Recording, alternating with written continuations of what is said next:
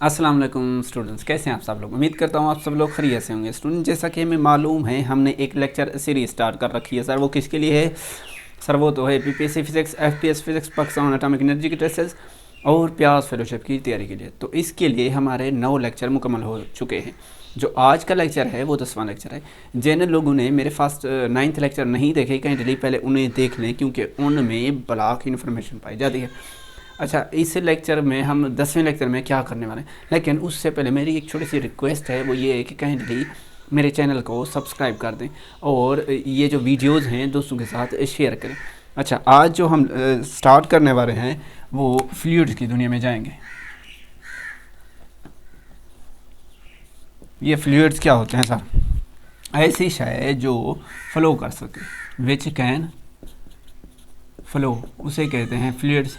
अच्छा, ये जो फ्लूइड्स होते हैं 2 टाइप्स के होते हैं। एक तो होते हैं हमारे पास लिक्विड्स एंड सेकंड होते हैं सर गैसेस। कुछ लोग कहते हैं, कुछ लोग वो कहते हैं मे बी प्लाज्मा। प्लाज्मा भी लिक्विड्स की टाइप होती है। चलो हम मान लेते हैं, उनसे बहस थोड़ी करनी है। अच्छा, आइडियल फ्लूइड्स क्या होते हैं, ये इनके बारे में लोग पूछते हैं। आइडियल फ्लूइड्स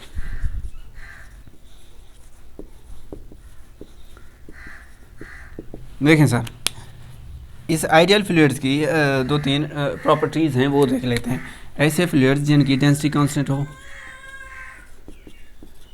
ऐसे फ्लूइड्स जिनकी कोफिशिएंट ऑफ विस्कोसिटी 0 हो, और साथ ही साथ ये जो हैं लेमिनर फ्लो के साथ मूव करें, ऐसे फ्लूइड्स को आइडियल फ्लूइड्स बोलते हैं। आगे चलते हैं। आगे हमारे पास है ड्रैग फोर्स। ये ड्रैग फोर्स क्या बला होती है देखें sir.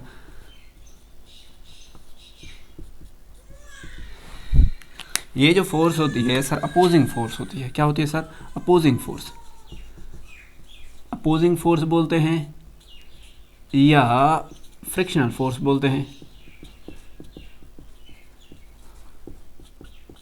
To the motion of fluids, to the motion of fluids, ऐसी फोर्स को ड्रैग फोर्स बोलते हैं हम लोग। अच्छा, इसके बाद हमारा कंसेप्ट आता है विस्कोसिटी का। ये विस्कोसिटी क्या बला है?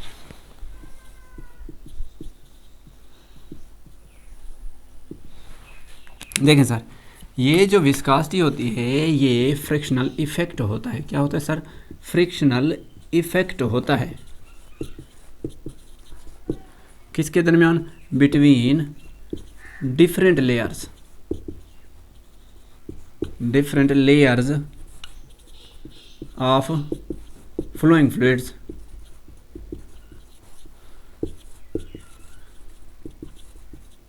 अच्छा, इन दोनों की जो डेफिनेशन है इनमें वाज़े फ़र्क है। ये जो ड्रैग फोर्स है ये अपोजिंग फोर्स या फ्रिक्शनल फोर्स होती है, और जो विस्कोसिटी होती है ये फ्रिक्शनल इफेक्ट होता है between different layer of fluid.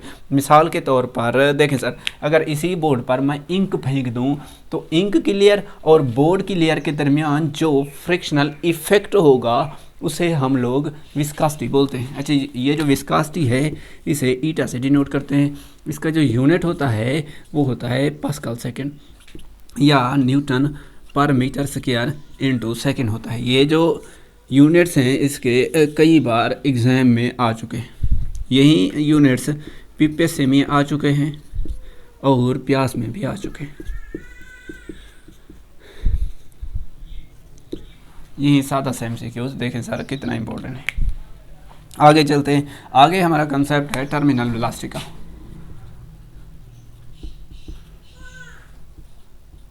ये टर्मिनल वेलोसिटी क्या होती है? देखें सर, ये जो टर्मिनल वेलोसिटी होती है कांस्टेंट वेलोसिटी होती है। क्या होती है सर?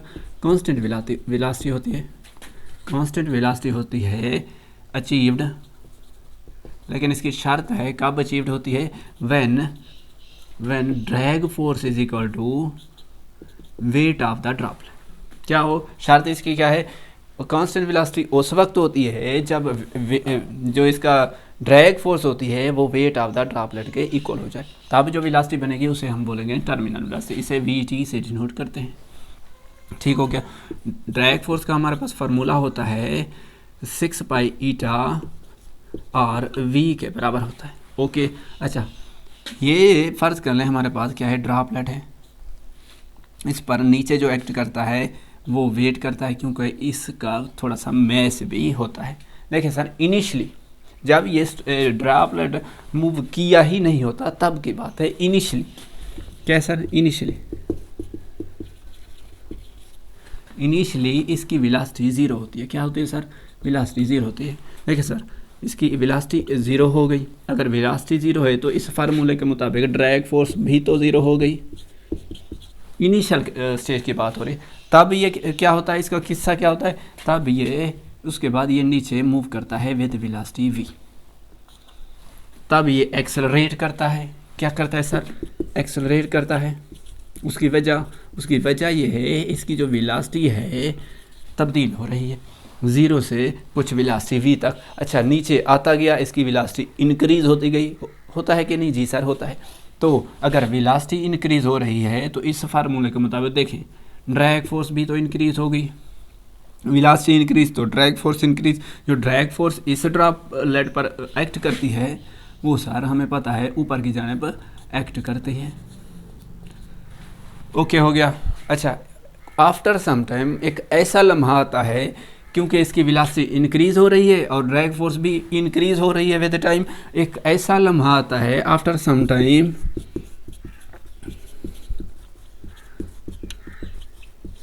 ये ड्रैग फोर्स इंक्रीज़ होते होते वेट ऑफ द ड्रॉपलेट के बराबर हो जाती है।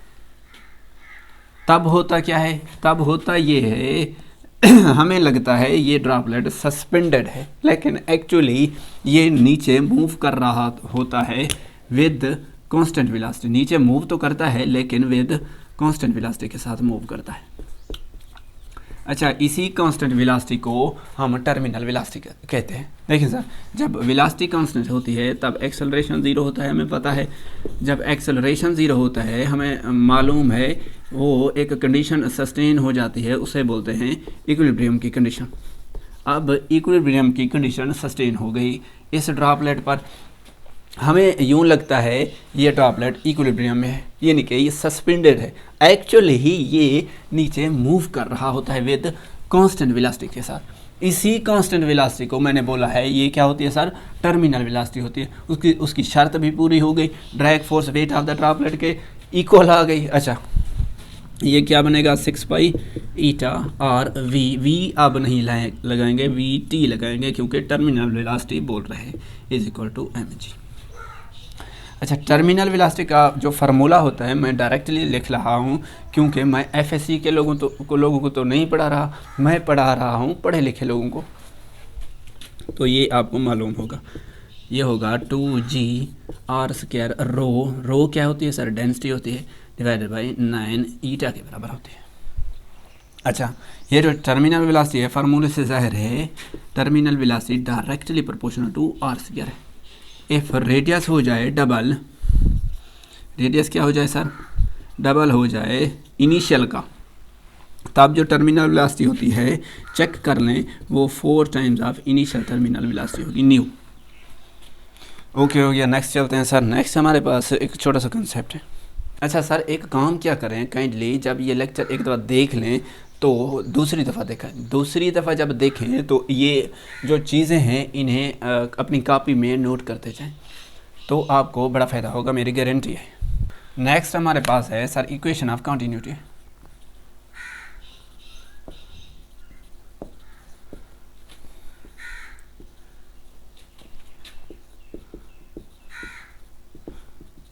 क्या है सर, इक्वेशन ऑफ कंटिन्यूटी।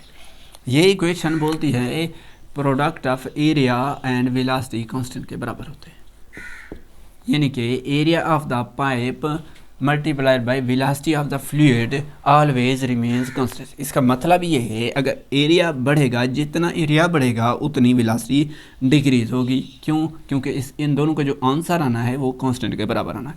अगर सिर्फ एरिया बढ़ गया तो कांस्टेंट नहीं आएगा, बल्कि वो ये फ़र्ज़ करें ये एरिया डबल हो गया तो कांस्टेंट भी 2 टाइम के साथ मल्टीप्लाई करेगा, तब ये कांस्टेंट नहीं आएगा। देखिए सर, अब की बार ये इसकी शर्त है इक्वेशन ऑफ कंटिन्यूटी की, जितनी एक चीज़ बढ़ेगी दूसरी उतनी ही डिक्रीज़ करेगी, यही इसकी शर्त है। इसी इक्वेशन को कुछ लोग यूं भी तो कहते हैं A1V1 is equal to A2V2 यूं भी लिखते हैं। अच्छा, इन V1 divided by V2 is equal to A2 divided by A1 हो गया। ओके, ये एरिया है, area of the pipe pi r square के बराबर होता है, पाई आर स्क्वायर। अब 2 है, यहाँ 2 लगा देंगे, पाई आर स्क्वायर 1 है तो यहाँ 1 आएगा, पाई पाई से कैंसर, जो बचेगा V1 divided by V2 is equal to R2 का स्क्वायर डिवाइडेड बाई R1 का स्क्वायर। अच्छा, एक चीज़ देखें, ये जो 2R होता है, 2R वो इक्वल होता है डायमीटर। ओके, अच्छा मैं इसी इक्वेशन को तब्दील कर रहा हूँ। देखें sir, R2 divided by R1। अच्छा, स्क्वायर स्क्वायर है तो होल का स्क्वायर भी लिख सकता हूँ, कोई गुनाह नहीं कर रहा। देखें सर, अगर इसी को 2 के साथ मल्टीप्लाई करूँ और 2 के साथ डिवाइड करूँ तो कोई टेंशन की बात नहीं, क्योंकि मैथ हमें ये इजाज़त देती है। अच्छा, ये किसके बराबर हो गया, मैंने अभी बताया ये डायमीटर के बराबर है। तो V1 divided by V2 is equal to D2 divided by D1 के बराबर आएगा, होल का स्क्वायर, या यूँ बनेगा D2 का स्क्वायर डिवाइडेड बाई D1 का स्क्वायर। अच्छा, इन्हीं में से MCQs निकलते हैं, इसीलिए यही चीज़ें मैं समझा रहा हूँ। देखिए सर, MCQs कैसे निकलता है। देखें, MCQs है हमारे पास, छोटा सा MCQs, इफ रेडियस जो है ना, radius of a pipe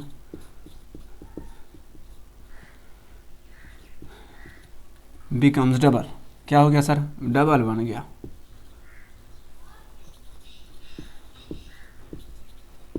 then initial का जो रेडियस है पहले की निस्बत डबल बन गया, तो बताएं जो वेलोसिटी न्यू वेलोसिटी बनेगी वो क्या होगी। देखिए सर, क्या कह रहा है, वो कह रहा है जो नया रेडियस है यानी कि R2 वो इनिशियल का डबल है, यानी कि R1 का डबल है, तो बताएं जो न्यू वेलोसिटी यानी कि V2 निकलेगी वो क्या होगी। तो इसी फार्मूले को देखें सर, उठा लेते हैं ये वाला फार्मूला, ये वाला फार्मूला V1 डिवाइडेड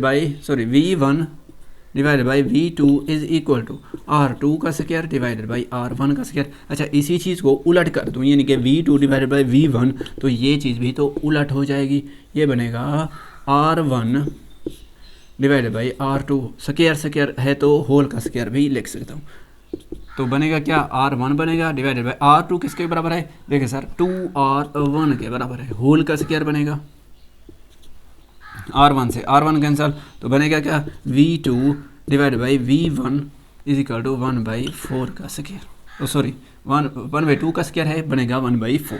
अच्छा, ये V1 उधर जाके मल्टीप्लाई होगा, तो मैं यूँ भी तो लिख सकता हूँ V1।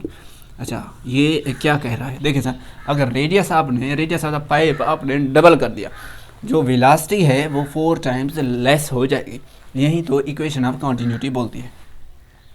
अगर एरिया बढ़ेगा तो वेलोसिटी कम हो जाएगी, क्या हो जाएगी सर, कम हो जाएगी। अच्छा, एक और चीज़ नोट की है, इस इक्वेशन के मुताबिक जो V है वो inversely proportional to R square के बराबर होता है। अगर ये चीज़ जिन लोगों को मालूम है वो ये MCQs डायरेक्टली भी निकाल सकते हैं। आगे हमारे पास है फ्लो रेट। ये फ्लो रेट क्या भला होती है,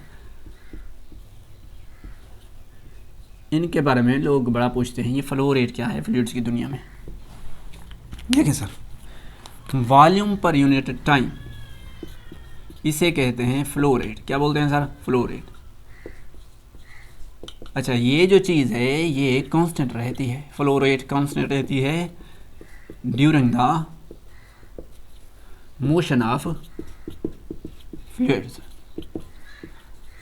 फ्लूइड्स के मोशन करते वक्त ये जो फ्लो रेट है वो कांस्टेंट रहता है, यानी कि वॉल्यूम पर यूनिट टाइम क्या रहता है सर, कांस्टेंट रहता है। कैसे, देखें सर, ये जो वॉल्यूम पर यूनिट टाइम है एक्चुअली इक्वेशन ऑफ कॉन्टीन्यूटी से निकला हुआ है। देखें ये क्या है sir, A into V is equal to constant, यही है ना ये इक्वेशन ऑफ कॉन्टीन्यूटी। अच्छा, एरिया क्या है, एरिया मीटर स्क्वायर होता है। वेलोसिटी क्या होती है, वेलोसिटी होती है मीटर फी सेकंड का स्क्वायर। अच्छा, फी सेकंड का स्क्वायर है तो इसको मैं नीचे डिवाइड कर सकता हूँ सेकंड को, ये क्या बनेगा, मीटर क्यूब बनेगा डिवाइडेड बाई सेकंड बनेगा। अच्छा, मीटर क्यूब क्या होता है, वॉल्यूम होता है, सेकंड क्या होता है, टाइम। तो यही इक्वेशन जो बोलती है इसे हम कह सकते हैं ये फ्लो रेट भी है। क्या है सर? Flow rate. अच्छा, यही फ्लो रेट कांस्टेंट रहता है during the motion of the fluids. ये बात बताने किसी को नहीं है, आपने जहन में नोट करनी है। देखिए सर, अब हमारे पास है बर्नौलीज इक्वेशन। ये जो बर्नौली इक्वेशन है ये क्या बोलती है? अच्छा, इसी बर्नौली इक्वेशन को law of conservation of energy भी बोलते हैं।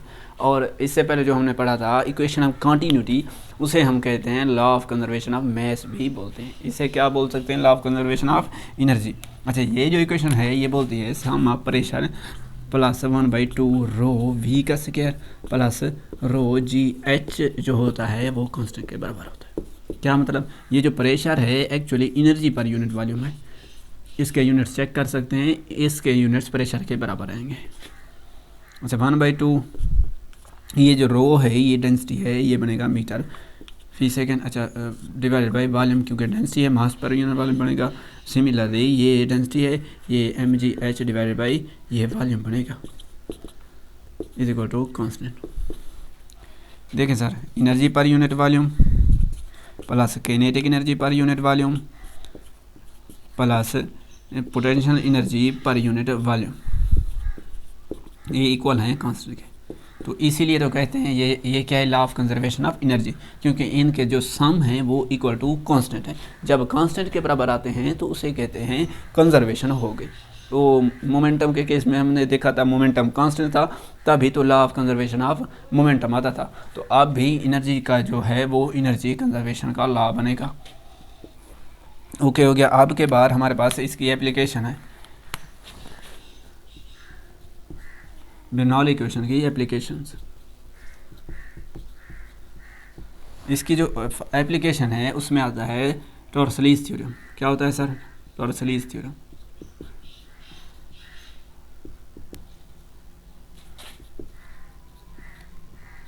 अच्छा, ये थ्योरम हमें बोलता है कि V is equal to 2GH का अंडर, यानी कि हाइट लॉस, क्या है सर?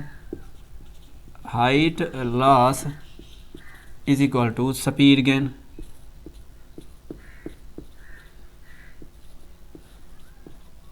बस यही छोटी सी बात ये बोलता है Torricelli's theorem, height loss is equal to speed gain. देखें सर, ये हमारे पास कोई है टैंक जो कि पानी से भरा हुआ है। फर्ज करें ये जो इसकी पानी की हाइट है वो क्या है सर? h1 है। ये क्या है सर? h1 है। अच्छा, ज़मीन से कुछ ऊपर, यानी कि यहाँ पर ये h2 के ऊपर, ज़मीन से कितनी हाइट है?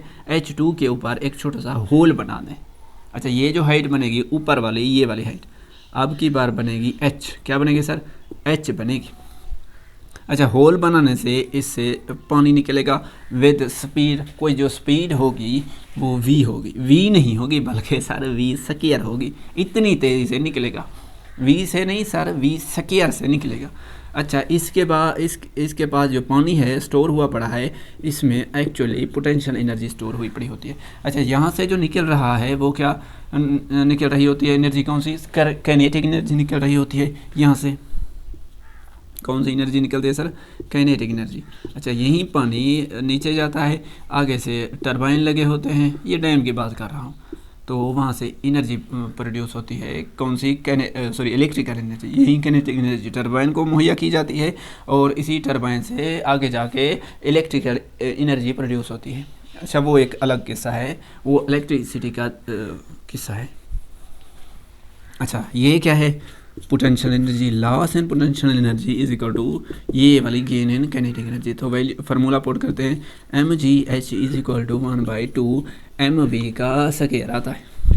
m से कैंसल, तो जो ये 2 इधर जाके multiply, 2gh is equal to v का स्क्वायर आएगा।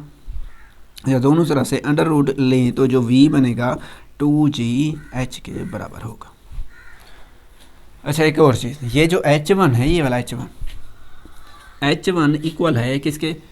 h2 प्लस h के मजमूए के बराबर है। देखिए सर, ये लंबा है, ये दोनों छोटे छोटे, ये छोटे छोटे ऐड होके एक लंबा सा हाइट बनाते हैं। h प्लस h2 के बराबर है। जो h बनेगा वो h1 माइनस, ये इधर जाके माइनस होता है, H2 के बराबर आता है। एक छोटा सा MCQ है इसी के रिलेटेड जो कई बार मुख्तलिफ एग्ज़ाम में आ चुका है। देखिए सर MCQs है हमारा अ टैंक फील्ड जिसे भर दिया गया है up to height of 13 metre. अच्छा वो कहता है आगे से एक होल बना दिया गया है, hole is made 3 metre above from ground.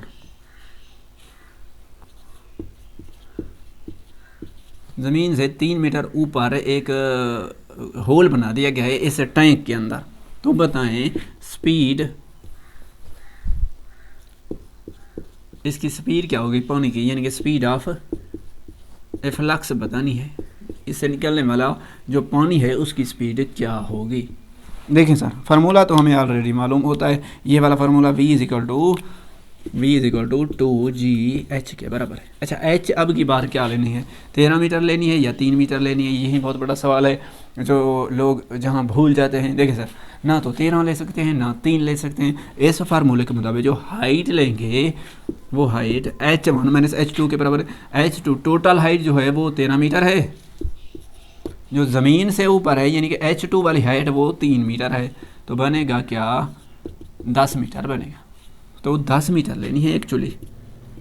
2G की वैल्यू 9.8, हाइट 10, होल का अंडर रूट, जब इनको मल्टीप्लाई करें तो आंसर आता है 196। अच्छा 196 के जो अंडर रूट होता है वो 14 मीटर फी सेकंड के बराबर होता है। देखिए सर कितना आसान था ये वाला MCQ।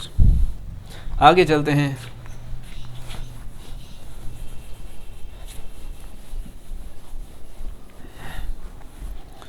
चीज़ों को नोट करते जाएं, जब तक नोट नहीं करेंगे तब तक मज़ा नहीं आएगा, कोई फ़ायदा नहीं होगा।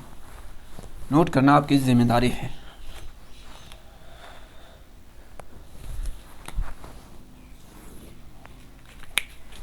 आगे हमारा पास है रिलेशन बिटवीन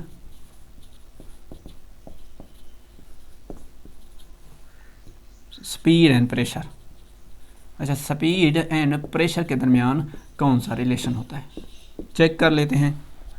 एक इक्वेशन होती है हमारे पास, ये देखिए PA minus PB is equal to 1/2 rho VB का स्क्वायर माइनस VA का स्क्वायर आएगा। ओके हो गया। अच्छा इस इक्वेशन का क्या मतलब है ये मालूम होगा आप लोगों को, मुझे यकीन है। अगर नहीं मालूम तो मैं बता देता हूँ। देखिए सर ये जो PA है PA से माइनस PB हो रहा है। अच्छा इसका मतलब ये है PA जो है बड़ा है PB से, क्योंकि हमेशा हायर वैल्यू से स्मॉलर वैल्यू माइनस की जाती है। सिमिलरली अगर इक्वल के इस जानिब देखें तो इस जानिब जो है VB से VA माइनस हो रहा है, तो इसका मतलब ये हुआ जो VB है वो ग्रेटर है VA से। अब आ जाते हैं फिगर्स की दुनिया में। फ़र्ज़ कर लें ये एक पाइप है, ये पाइप है A, इसके साथ एक दूसरा पाइप अटैच है, इसे मैंने नाम दे दिया है B का। ये छोटा पाइप, इससे पानी गुजर रहा है। अच्छा यही पानी जमा होकर इस छोटे से पाइप से निकल रहा है, तो साफ ज़ाहिर है यहाँ पर स्पीड तेज़ होती है, यहाँ पर स्पीड कम होती है। ओके। अच्छा वो कहता है जो पाइप A है ये इस पाइप के बाद वहाँ पर प्रेशर ज़्यादा होता है। क्या है सर, प्रेशर ज़्यादा होता है। उसकी वजह यह है वहाँ पर जो स्पीड होती है वो लेस होती है। ठीक है, फ्लूइड्स की स्पीड लेस होती है, जहाँ स्पीड लेस हो वहाँ प्रेशर ज़्यादा होता है। देखें सर सिमिलरली अगर पाइप B की बात करें तो पाइप B में प्रेशर कम है। अगर इक्वल के इस जानिब देखें तो वहाँ पर स्पीड ज़्यादा है, तो इसका मतलब ये हुआ जो पाइप B है अगर वहाँ प्रेशर कम है तो वहाँ स्पीड ज़्यादा है। तो इसीलिए हम कह सकते हैं जहाँ प्रेशर ज़्यादा वहाँ स्पीड कम। सिमिलरली जहाँ स्पीड ज़्यादा वहाँ प्रेशर कम।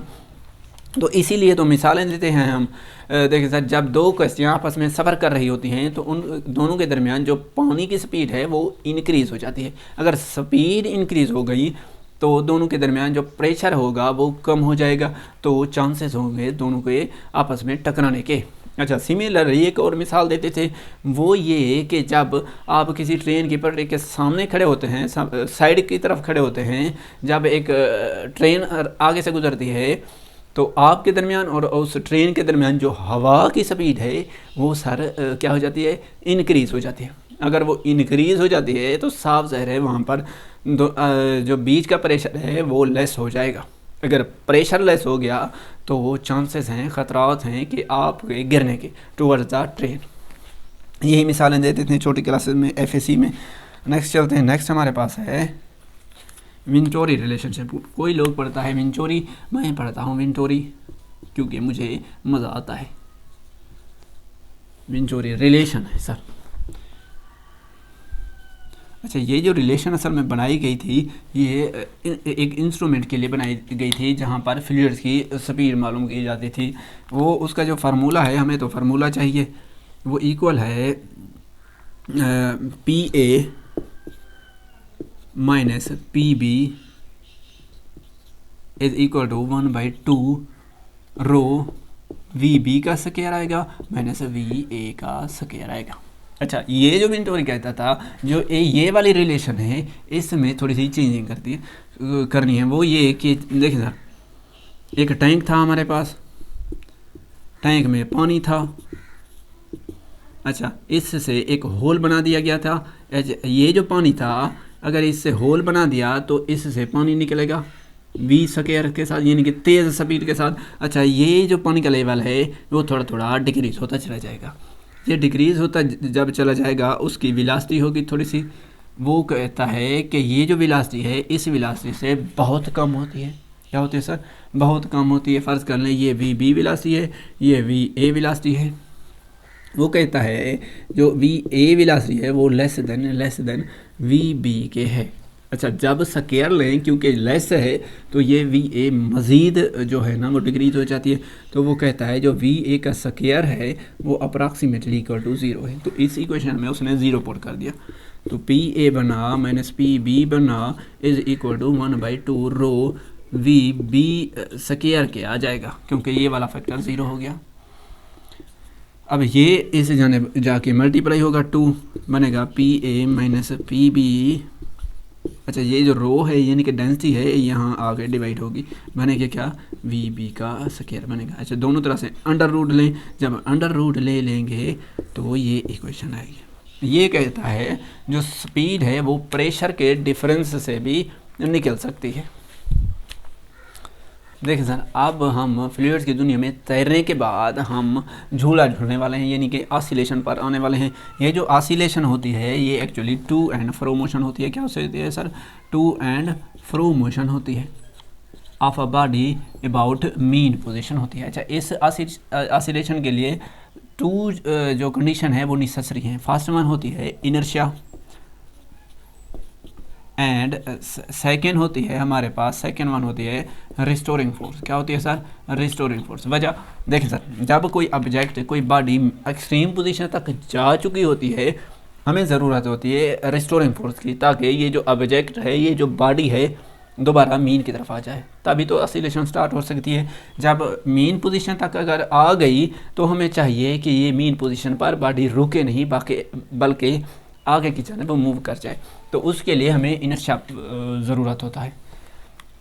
तो एक और चीज़ वो बड़ी इम्पोर्टेंट है, ये लाखों करोड़ की बात है। वो ये है कि देखें, every periodic motion is not a simple harmonic motion. Her periodic motion simple harmonic motion नहीं हो सकती। जैसा कि for example motion of electron around the nucleus. Motion of electron around the nucleus जो होती है वो पीरियडिक तो है, लेकिन सिंपल हार्मोनिक मोशन नहीं है। Similarly every simple harmonic motion जो होती है is a periodic motion. Her simple harmonic जो मोशन होती है वो पीरियडिक हो सकती है, ये शर्त है। ये बड़ी इंपॉर्टेंट बातें हैं ये दोनों। Every periodic motion is not a simple harmonic motion, and every जो सिंपल हार्मोनिक मोशन होती है वो पीरियडिक मोशन होती है। For example mass spring system की बातें होती हैं। देखें सर, ये हमारे पास फ़र्ज़ कर लें ये कोई स्प्रिंग है, इसके साथ कोई मैस अटैच है। अच्छा, इसी मैस को अगर मैं किसी फोर्स के साथ एक्सटेंशन देता हूँ स्प्रिंग को, तो ये यानी कि एक्सट्रीम पोजीशन तक आ जाएगा ये मैस। तो इस जाने भी ये फ़र्ज़ कर लें मीन पोजीशन हो गई, ये जो हो गई वो एक्सट्रीम पोजीशन हो गई हमारी। अच्छा, होगा क्या, जब ये एक्सट्रीम पोजीशन तक पहुंच चुका होता है तो तब कुछ डिस्प्लेसमेंट कवर होता है, ये एक्स है। अच्छा, तो एक्सट्रीम पोजीशन पर एक पीछे की जानिब फोर्स लगती है, उसे कहते हैं रिस्टोरिंग फोर्स, क्योंकि जो एक्सेलरेशन होता है वो actually toward the mean position होता है। अच्छा, जब ये ऑब्जेक्ट को यहाँ से छोड़ दें तो ये मीन तरफ आ जाएगा, मीन पोजीशन की तरफ, तब ये मीन पोजीशन पर रुकेगा नहीं बल्कि स्प्रिंग कंप्रेस होके कुछ इस पोजीशन पर आ जाएगा, इस पोजीशन। तो इस पोजीशन को भी एक्सट्रीम पोजीशन बोलते हैं। ओके, हो गया। ये तो चीज़ें हमें मालूम थी, मुझे इसकी डिटेल में जाना भी नहीं चाहिए। जो MCQs यहाँ से आते हैं हमें वो चीज़ें नोट करनी। MCQs ये आते हैं मीन पोजीशन पर जो ये होता है डिस्प्लेसमेंट वो ज़ीरो होता है, सिमिलरली एक्सेलरेशन ज़ीरो होता है, और एक और चीज़ ज़ीरो होती है उसे कहते हैं potential energy. Okay, kinetic energy जो यहाँ पर होती है वो मैक्सिमम होती है, सिमिलरली यहाँ पर मोमेंटम भी वो भी मैक्सिमम होता है। अच्छा, एक्सट्रीम पोजीशन की बातें करें तो वहाँ पर जो डिस्प्लेसमेंट होता है वो मैक्सिमम होता है और एक्सेलरेशन भी मैक्सिमम होता है। सिमिलरली पोटेंशियल एनर्जी भी एक्सट्रीम पोजीशन पर मैक्सिमम होती है, लेकिन काइनेटिक एनर्जी वहाँ पर ज़ीरो होती है, और साथ ही साथ मोमेंटम भी ज़ीरो होते हैं। ये वाले MCQs कई बार आ चुके हैं, ये इंपॉर्टेंट है, इन्हें आपने याद कर लेना है। देखें सर, जो हमारे पास रिस्टोरिंग फोर्स का फार्मूला है, रिस्टोरिंग फोर्स वो इक्वल होता है -KX के। अच्छा, ये फोर्स है, ये MA के बराबर है, -KX बन गया। अच्छा, ये जो बनेगा -K divided by M into x बनेगा। ठीक हो गया। अच्छा, ये जो वाली वैल्यू है ये कांस्टेंट के बराबर होती है, ये बराबर होती हैं -ω² के, यानी कि एंगुलर फ्रिक्वेंसी। एक्स जो एक्सेलरेशन है वो डायरेक्टली प्रोपोर्शनल टू डिस्प्लेसमेंट है। ये जो शर्त है ये शर्त होती है सिंपल हार्मोनिक मोशन की। ठीक हो गया जी सर, ठीक हो गया, क्योंकि acceleration is directly proportional to displacement of body, लेकिन जो उसका जो डायरेक्शन है एक्सेलरेशन की always directed towards the mean position होती है। यही शर्त है सिंपल हार्मोनिक मोशन की। देखिए सर, जब डिस्प्लेसमेंट ज़ीरो होता है तो एक्सेलरेशन इस फार्मूले के मुताबिक ज़ीरो हो गया। पोटेंशियल तो हमें पता है, पोटेंशियल एनर्जी मीन पोजीशन पर ज़ीरो होती है। अच्छा, अगर डिस्प्लेसमेंट मैक्सिमम है तो एक्सेलरेशन मैक्सिमम है। अच्छा, सिमिलरली एक और चीज़ भी होती है, रिस्टोरिंग फोर्स की बात करें, restoring force at mean position zero होती है क्योंकि डिस्प्लेसमेंट ज़ीरो हो गया। एक्सट्रीम पोजीशन पर जो रिस्टोरिंग फोर्स होती है वो मैक्सिमम होती है। उसकी वजह यह है क्योंकि डिस्प्लेसमेंट वहाँ पर मैक्सिमम हो चुका होता है। आगे चलते हैं, आगे इसका टाइम पीरियड है वो भी नोट कर लें क्योंकि उसमें से MCQ ज़रूर आते हैं। M और K फ्रिक्वेंसी जो बनेगी 1/2πK डिवाइडेड बाई M बनेगी। जो एंगुलर फ्रिक्वेंसी का फार्मूला है वो होता है K डिवाइडेड बाई M का अंडर। अच्छा, मैक्सिमम वेलोसिटी जो होती है उसका फार्मूला होता है x0 ओमेगा के बराबर होता है। ये एम्पलीट्यूड, ये मैक्सिमम वेलोसिटी होती है। हमारे पास एक MCQ है, छोटा सा MCQ, वो बोलता है इफ MCQ है इफ जो K और M है वो इक्वल टू 1/4 है, तो बताएं टाइम पीरियड क्या होगा। टाइम पीरियड का जो फार्मूला है वो तो हमें ऑलरेडी मालूम है। देखिए T is equal to 2πM over K होता है। ठीक हो गया, यहाँ पर तो K ओवर M है। अगर K और M है, K और M है 1/4 के बराबर, M और K किसके बराबर होगा, वो 4 के बराबर होगा। तो पुट कर दें यहाँ पर, जो T बनेगा वो T 2π4 अंडर रूट बनेगा। 4 का अंडर रूट 2 होता है, 2 × 2 4π सेकेंड आएगा टाइम पीरियड। देखें सर कितना आसान है। नेक्स्ट चलते हैं, नेक्स्ट चल के चीज़ों को। नेक्स्ट हमारे पास है एक ग्राफ होता है सर, वो होता है रिस्टोरिंग फोर्स और डिस्प्लेसमेंट के दरमियान। देखें सर ये एक ग्राफ ड्रा करते हैं, ये हमारा है डिस्प्लेसमेंट इस डायरेक्शन में, इस डायरेक्शन में डिस्प्लेसमेंट पॉजिटिव, तो इस डायरेक्शन में डिस्प्लेसमेंट नेगेटिव हो गया। अच्छा सिमिलरली इस वाई एक्सिस पर क्या है सर, रिस्टोरिंग फोर्स ले लेते हैं। अच्छा ऊपर अगर रिस्टोरिंग फोर्स पॉजिटिव है तो नीचे होगी रिस्टोरिंग फोर्स नेगेटिव होगी। ओके देखिए सर हमें पता है जो रिस्टोरिंग फोर्स का फार्मूला है वो इक्वल टू माइनस की एक्स के बराबर होता है। इसका मतलब ये है कि अगर एक्स पॉजिटिव है यानी कि डिस्प्लेसमेंट पॉजिटिव है तो रिस्टोरिंग फोर्स क्या होगी, नेगेटिव होगी। देखिए सर अगर डिस्प्लेसमेंट नेगेटिव है तो जो रिस्टोरिंग फोर्स होगी पॉजिटिव, ऊपर की जानिब जो रिस्टोरिंग फोर्स बनती है वो पॉजिटिव होती है। देखें डिस्प्लेसमेंट इस जानिब नेगेटिव, ऊपर जो रिस्टोरिंग फोर्स है पॉजिटिव। सिमिलरली अगर डिस्प्लेसमेंट पॉजिटिव है तो रिस्टोरिंग फोर्स नीचे की जानिब नेगेटिव होगी। अच्छा इन दोनों के दरमियान रिस्टोरिंग फोर्स एंड डिस्प्लेसमेंट के दरमियान जो एंगल बनता है वो इक्वल होता है 180 डिग्री के, तभी तो ये मुमकिन है ये ग्राफ। और ग्राफ होता है एक्सेलरेशन एंड डिस्प्लेसमेंट के दरमियान, ये डिस्प्लेसमेंट हो गया, ये नेगेटिव डिस्प्लेसमेंट, ऊपर पॉजिटिव एक्सेलरेशन, नीचे जो होगा वो नेगेटिव एक्सेलरेशन होगा। देखिए सर इस केस में जो इक्वेशन होती है वो ये होती है acceleration is directly proportional to minus x, यानी कि जब डिस्प्लेसमेंट नेगेटिव तो एक्सेलरेशन पॉजिटिव, एक्सेलरेशन ऊपर वाई एक्सिस पर पॉजिटिव है। सिमिलरली जब डिस्प्लेसमेंट पॉजिटिव है तो जो एक्सेलरेशन बनेगा वो नेगेटिव होता है, नेगेटिव नीचे होता है, ये है। तो इस दौरान भी जो एंगल बनता है एक्सेलरेशन एंड डिस्प्लेसमेंट के दरमियान वो इक्वल होता है 180 डिग्री के। ये ग्राफ हो गया, ये इंटरव्यू में पूछते हैं। देखिए सर नेक्स्ट हमारे पास कुछ रिलेशंस होती हैं जो कि होती हैं, ये टाइम हो गया, इसके बाद हो गया डिस्टेंस, नेक्स्ट हुआ हमारा डिस्प्लेसमेंट।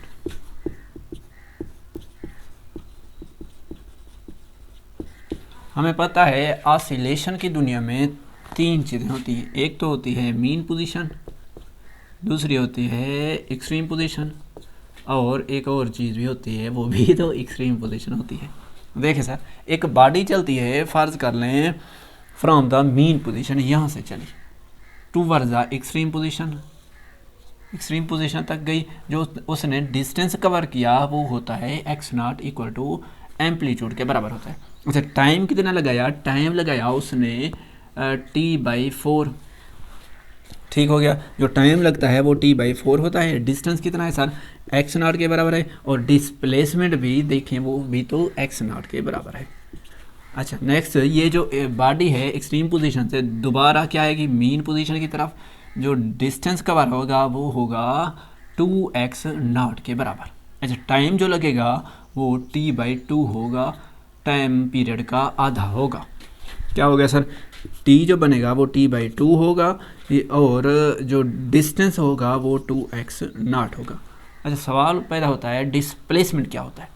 देखिए सर हमें पता है अगर कोई बॉडी चली एक पॉइंट से दोबारा उसी पॉइंट तक आ जाए तो डिस्प्लेसमेंट जो होता है वो इक्वल टू 0 होता है। देखिए सर मीन पोजीशन से चली दोबारा मीन पोजीशन तक आ गई, जो डिस्प्लेसमेंट हुआ वो इक्वल टू 0 हो गया। अच्छा ये जो बॉडी है इनर्शिया की वजह से मीन पोजीशन तक नहीं रुकेगी, दोबारा एक्सट्रीम पोजीशन तक चली जाएगी। जो डिस्टेंस कवर होगा x not plus x not 3x not के बराबर होगा। अच्छा टाइम जो लगेगा वो 3t/2 के बराबर होगा। 3t/2 डिस्टेंस 3x नॉट बना, जो डिस्प्लेसमेंट अब की बार बनेगा वो -x नॉट के बराबर होगा। उसकी वजह ये है अगर क्योंकि डिस्प्लेसमेंट वेक्टर क्वांटिटी है, पहले अगर डिस्प्लेसमेंट इस जानिब था तो अब मुखालिफ सिम्त में है, तो मुखालिफ सिम्त की वजह से यहाँ पर माइनस आ गया। अच्छा दोबारा यहाँ पर एक्सट्रीम पोजीशन पर अब की बार बॉडी पहुँच चुकी है। अब होगा क्या, होगा ये कि ये एक्सट्रीम पोजीशन पर तो इसका घर नहीं है, तो ये दोबारा मीन पोजीशन तक आएगी। तो मीन पोजीशन तक ये कंप्लीट सर्कल होगा, तो कंप्लीट सर्कल के लिए जो टाइम लगता है वो इक्वल टू टी होता है। अच्छा, जो डिस्टेंस कवर हुआ है वो है 1x0 प्लस ये x0 2x0 प्लस ये वाला x0 3x0 प्लस ये वाला x0 यानी कि 4x0 के इक्वल आएगा। टाइम पीरियड मुकम्मल हो चुका है, 4x0 बनेगा और जो डिस्प्लेसमेंट होगा दोबारा देखें मीन पोजीशन तक आ गया, दोबारा आ गया तो डिस्प्लेसमेंट इक्वल टू 0 होगा। एमसीक्यूज है हमारे पास, एमसीक्यूज है। अच्छा, ये टेबल मैंने इसलिए बनवाई क्योंकि इसी टेबल में से एमसीक्यूज निकलते हैं। देखें सर, ये एमसीक्यूज है हमारे पास। इफ टाइम पीरियड इज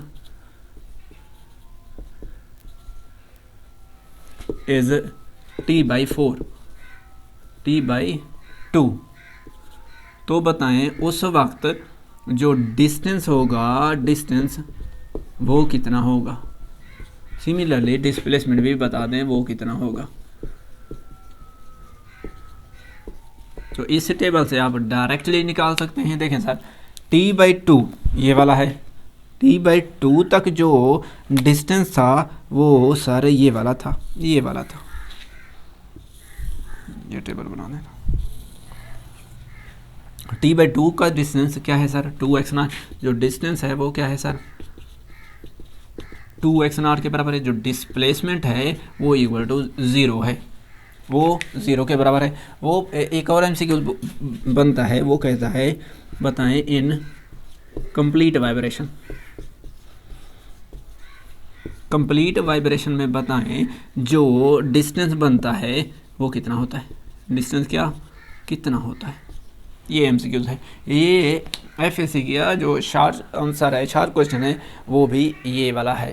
देखिए सर, कंप्लीट वाइब्रेशन के लिए जो टाइम पीरियड टी होता है, जो डिस्टेंस होता है, distance s is equal to वो 4x0 के बराबर होता है, या यूँ भी कह सकते हैं 4 एम्पलीट्यूड के बराबर होता है, 4 एम्पलीट्यूड के बराबर होता है।